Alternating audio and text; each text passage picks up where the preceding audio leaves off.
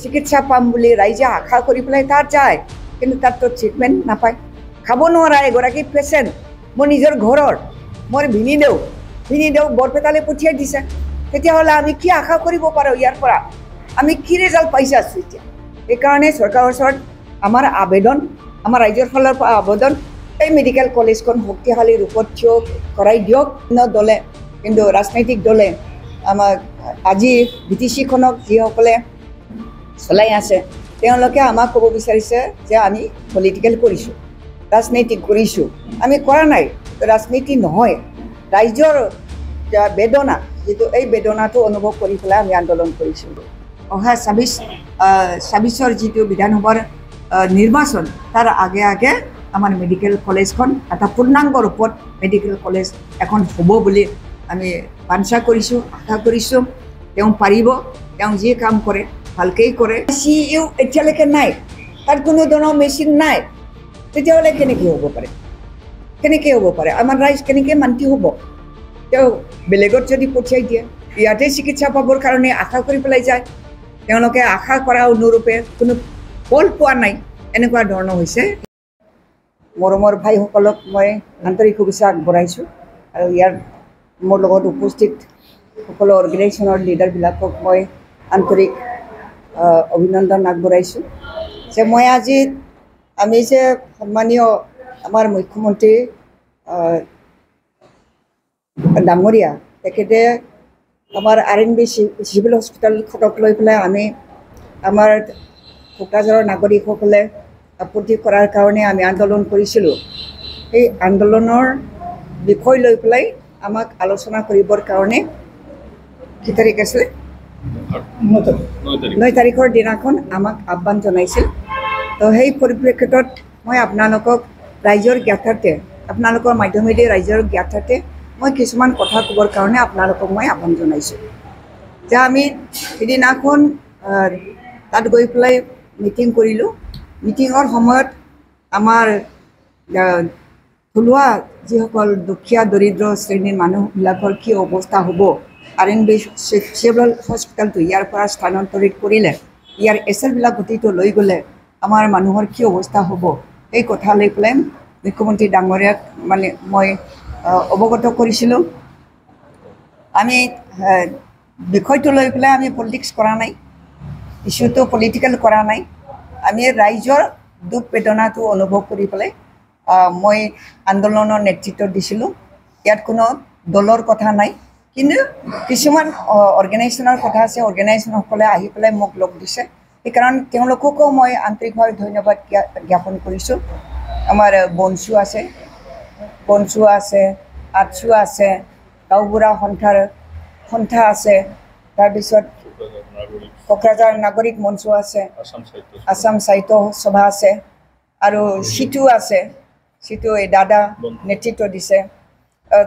বিভিন্ন অৰ্গেনাইজেশ্যনে মোক আমাৰ আন্দোলনত নেতৃত্ব দিছে। এই গতিকে আমি একেলগে যৌথভাৱে মিলি পেলাই চিভিল হস্পিটেলটো ইয়াৰ পৰা স্থানান্তৰিত কৰাটো আমি বাধা দিছিলোঁ। কিছুমান 5টা ডিপাৰ্টমেণ্ট ইতিমধ্যে ক্ল'জ কৰিছে, সেইটো কথা মই হস্পিটেলত গৈ পেলাই গম পাইছোঁ। গম পোৱাৰ লগে লগে মই ধৰ্ণাত বহিছোঁ, মই কাকো মাতা নাই, মই নিজে বহিছোঁ। তাৰপিছত সকলে খবৰটো পাই পেলাই সকলে আগবাঢ়ি আহিছে। সঁচাকৈ এই চিভিল হস্পিটেলটো যদি ইয়াৰ পৰা স্থানান্তৰ কৰা হয়, ইয়াৰ ক্ষমতাটো যদি হ্ৰাস কৰা হয়, তেতিয়াহ'লে আমাৰ সাধাৰণ নাগৰিকসকলৰ কাৰণে বহুত দুৰৱস্থা হ'ব। এই কথাটো জানি পেলাই সকলে আগবাঢ়ি আহিছে। আপত্তি কৰিছোঁ, বাধা দিছোঁ। সেইকাৰণে আমাৰ গাঁওবিলাকৰ, ওচৰ চুবুৰীয়া গাঁওবিলাকৰ গাঁওবুঢ়াসকলে খুব ভাল পাইছে। সেইকাৰণে গাঁওবুঢ়া সন্থাৰ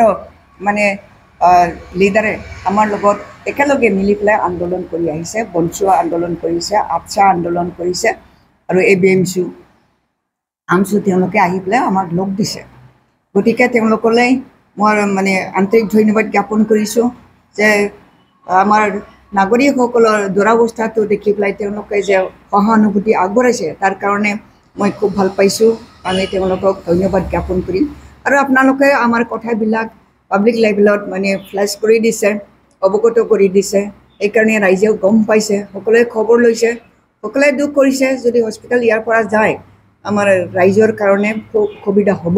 এই কথাটো অনুভৱ কৰিছে সেইকাৰণে মোক সাহস দিছে ৰাইজৰ ফালৰ পৰাও মোক সাহস দিছে বিভিন্ন এংগলৰ পৰা মোক সাহস দিছে সেইকাৰণে মই আগবাঢ়ি গৈছোঁ মই মোৰ লিডাৰৰ পৰাও মানে লিডাৰকতো মই অৱগত কৰা নাই মোৰ লিডাৰ বুলি ক'লে আগ্ৰামা মহিলাৰ ডাঙৰীয়া হয় তেখেতক মই জনোৱা নাই মই নেতৃত্ব দিছোঁ কাৰণ এইটো ৰাইজৰ ডিমাণ্ড হয় ৰাইজৰ ডিমাণ্ডটো আমি পিক আপ কৰিব লাগিব ল'ব লাগিব হাতত তুলি ল'ব লাগিব সেইকাৰণে মই হাতত তুলি লৈছোঁ বিভিন্ন এংগলৰ পৰা বিভিন্ন দলে কিন্তু ৰাজনৈতিক দলে আমাক আজি BTCখনক যিসকলে চলাই আছে তেওঁলোকে আমাক ক'ব বিচাৰিছে যে আমি পলিটিকেল কৰিছোঁ ৰাজনীতি কৰিছোঁ আমি কৰা নাই ৰাজনীতি নহয় ৰাইজৰ বেদনা যিটো এই বেদনাটো অনুভৱ কৰি পেলাই আমি আন্দোলন কৰিছোঁ যে সেইটো কথা মাননীয় মুখ্যমন্ত্ৰী ডাঙৰীয়াও বুজি পাইছে সেইকাৰণে আমাক তেওঁ মিটিঙত 9 তাৰিখৰ দিনাখন মাতিছিল তো আমি গ'লোঁ গৈ পেলাই কথাটো তেখেতক বুজালোঁ তেওঁ মানে আগতীয়াভাৱে তেওঁ বুজি লৈছে সমজি লৈছে আমি মেমৰেণ্ডাম তেখেতলৈও পঠিয়াইছোঁ গতিকে বেছি সময় তেওঁ এইটোক লৈ পেলাই আলোচনা কৰা নাই তেওঁ আমাক অৱগত কৰিলে যে এই মেডিকেল কলেজখন আমি বৰ্তাই ৰাখিব লাগিব জীয়াই ৰাখিব লাগিব গতিকে শক্তিশালী কৰিবৰ কাৰণে চিভিল হস্পিটেলৰ সহায় লাগিব এই কথাটো তেওঁ কৈছে তো তেওঁ আমাক কথা দিলে যে 2 বছৰ সময় আমি তেওঁক যাতে দিব পাৰোঁ তাৰ কাৰণে আমাক তেওঁ অনুৰোধ কৰিছে তো আমি মানিছোঁ 2 বছৰ সময় যদি আমাৰ চিভিল হস্পিটেলৰ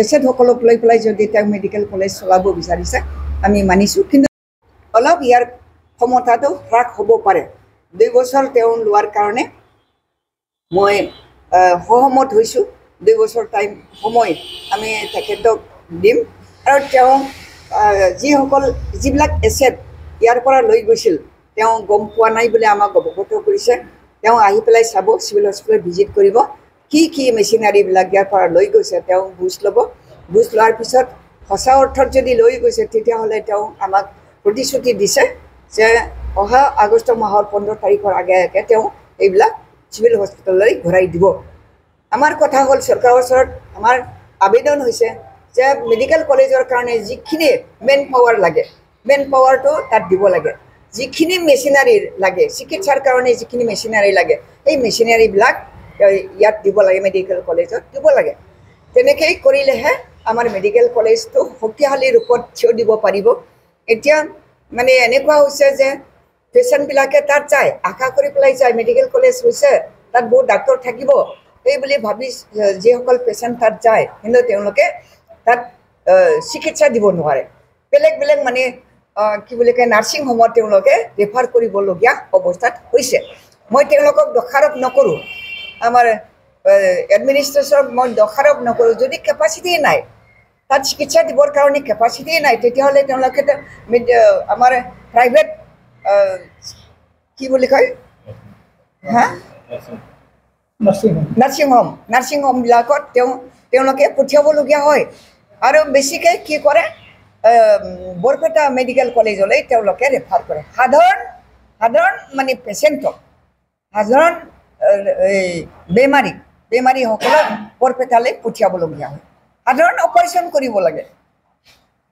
অপাৰেশ্যন কৰিব লাগে তাকো নকৰাকৈ বৰপেটাত পঠিয়াই দিয়ে তেওঁ ইয়াৰ সাক্ষী তেওঁ ৰূপম ইয়াৰ সাক্ষী তেওঁ সহায় কৰি দিছে বৰপেটাত মানে ক'ত গ'লে সেই অপাৰেশ্যনটো হ'ব এনেকুৱা ধৰণৰ যদি এনেকুৱা ধৰণৰ হয় পেচেণ্ট কেনেকৈ পাব সেই মেডিকেল কলেজখনে কেনেকৈ পেচেণ্ট পাব তাত গ'লে দেখোন বৰপেটা ৰেফাৰ কৰে আমাৰ MRMত ৰেফাৰ কৰে ক'ৰবাত নাৰ্ছিং হোমত ৰেফাৰ কৰে তো পেচেণ্ট তাত কেনেকৈ সকলক আমাৰ সকলো অৰ্গেনাইজেশ্যনসকলক মই ধন্যবাদ জ্ঞাপন কৰিছোঁ তেওঁলোকে জোৰদাৰভাৱে আগবাঢ়ি আহিছে সকলো নাগৰিকসকলৰ দুৰৱস্থাটো দেখি পেলাই তেওঁলোকে আগবাঢ়ি আহিছে তাৰ কাৰণে মই তেওঁলোকক আন্তৰিক ধন্যবাদ জ্ঞাপন কৰিছোঁ আৰু মাননীয় মুখ্যমন্ত্ৰী ডাঙৰীয়া তেখেতেও কথাটো বুজিলে সেইকাৰণে দুয়োখন অনুষ্ঠান RNB চিভিল হস্পিটেল আৰু কোকৰাঝাৰ মেডিকেল কলেজ এই দুয়োখনকে তেওঁ থকা সময়কালীনত শক্তিশালী ৰূপত তেওঁ থিয় কৰাব বুলি আমাক প্ৰতিশ্ৰুতি দিছে সেইকাৰণে তেখেতক মই আন্তৰিকভাৱে ধন্যবাদ জ্ঞাপন কৰিছোঁ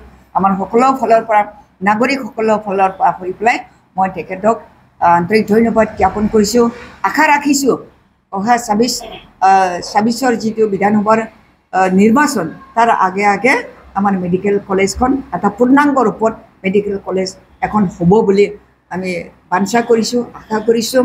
তেওঁ পাৰিব, তেওঁ যি কাম কৰে ভালকেই কৰে। গতিকে মই তেখেতলৈ আন্তৰিক ধন্যবাদ জ্ঞাপন কৰাৰ লগতে তেখেতৰ পৰা বহুত আশা কৰিছোঁ। কোকৰাঝাৰটো আমি ট্ৰাইবেল অধ্যুষিত অঞ্চল হয়, দুখীয়া দৰিদ্ৰ শ্ৰেণীৰ অধ্যুষিত অঞ্চল হয়, এইটো আপোনালোকে সকলোৱে গম পায়। গতিকে কোকৰাঝাৰখনক এখন স্বাৱলম্বী স্বাস্থ্যৰ যিটো অনুষ্ঠান, সেই অনুষ্ঠানবিলাক গঢ় লওক, তাকে তেওঁ কৰিব বুলি আৰু গঢ় ল'ব বুলি আশা ৰাখিছোঁ। এইখিনিকে কৈ আজি আপোনালোকৰ আগত ৰাইজলৈ যি মেছেজ দিব বিচাৰিছোঁ এইখিনি কথাৰে মই কৈ পেলাই শেষ কৰিছোঁ। চিকিৎসা পাম বুলি ৰাইজে আশা কৰি পেলাই তাত যায়, কিন্তু তাততো ট্ৰিটমেণ্ট নাপায়। খাব নোৱাৰা এগৰাকী পেচেণ্ট মোৰ নিজৰ ঘৰৰ, মোৰ ভিনিদেউ বৰপেটালৈ পঠিয়াই দিছে।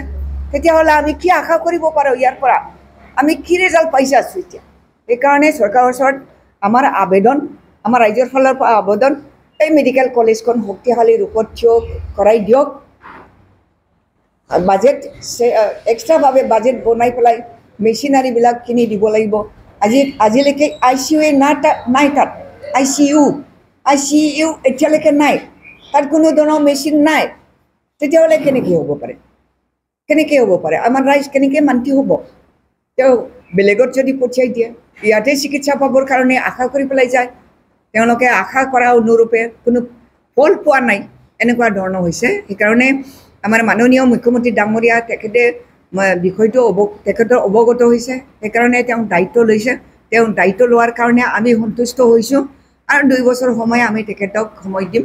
কিন্তু ইয়াত যিটো আছে চিভিল হস্পিটেলৰ যিটো ক্ষমতা, সেই ক্ষমতাটো একদম তললৈ হ্ৰাস কৰিব নালাগে। মেডিকেল কলেজখন আমাৰ হাগ্ৰামা মৈলী ডাঙৰীয়াৰ নেতৃত্বত সৃষ্টি হোৱা এখন মেডিকেল কলেজ, তাত হিউমেন ৰিচোৰ্চ ডেভেলপমেণ্ট কৰিব লাগে। ষ্টুডেণ্টসকলক শক্তিশালী ৰূপত এগৰাকী ভাল ডক্টৰ বনাব লাগে, সেইটো তেওঁলোকে গুৰুত্ব দিয়ক, মেডিকেল কলেজখনে গুৰুত্ব দিয়ক। আমি সেইটোৱে আশা কৰিছোঁ। মেন পাৱাৰ বৃদ্ধি হওক, আমাৰ সংখ্যা বৃদ্ধি হওক, সেইটোৱে আমি বিচাৰিছোঁ। হস্পিটেল তাত যোৱাৰ কোনো দৰকাৰ নাই।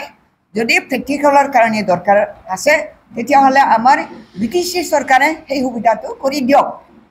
তাৰ পৰা ইয়ালৈ ডাক্তৰসকল অহা যোৱাৰ কাৰণে যিকোনো মেচিনাৰী ইয়াত আহি পেলাই চিকিৎসা কৰিবৰ কাৰণে, প্ৰেক্টিকেল কৰিবৰ কাৰণে সুবিধাটো কৰি দিয়ক।